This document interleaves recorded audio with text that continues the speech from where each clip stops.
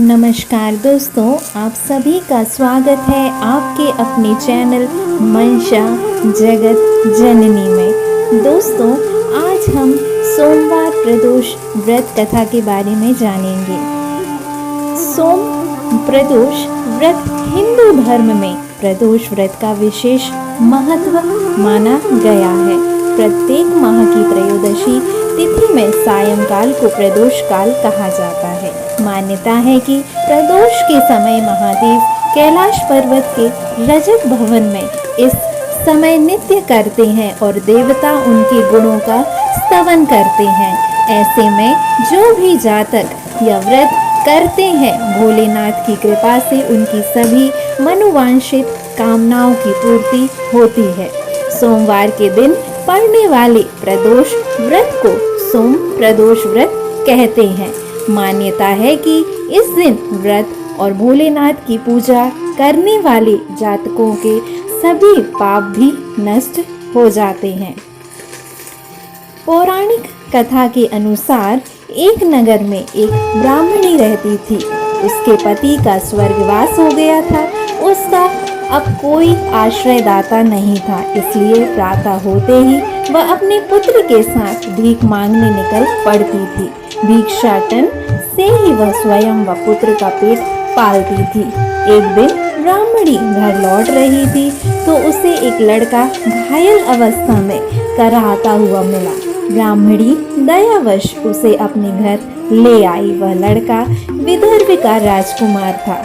शत्रु सैनिक ने उसके राज्य पर आक्रमण कर उसके पिता को बंदी बना लिया था और राज्य पर नियंत्रण कर लिया था, इसलिए इधर उधर भटक रहा था। राजकुमार ब्राह्मण पुत्र के साथ ब्राह्मणी के घर रहने लगा।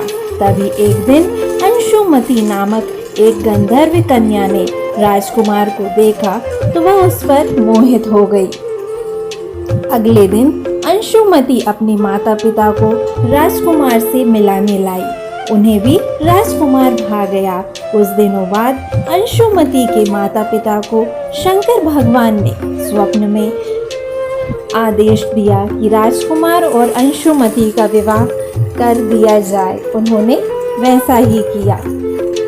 ब्राह्मणी प्रदोष करती थी। उसके व्रत के प्रभाव और गंधर्व राज की सेना की सहायता से राजकुमार ने विदर्भ से शत्रुओं को खदेड़ दिया और पिता के राज्य को पुनः प्राप्त कर आनंद पूर्वक रहने लगा। राजकुमार ने ब्राह्मण पुत्र को अपना प्रधान मंत्री बनाया।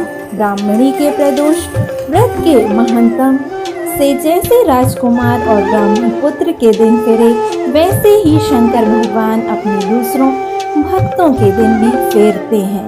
अतः सोम प्रदोष का व्रत करने वाले सभी भक्तों को यह कथा अवश्य पढ़नी चाहिए एवं सुननी चाहिए। सोम प्रदोष के दिन भोलेनाथ के अभिषेक, रुद्र अभिषेक, श्रृंगार का विशेष महत्व है।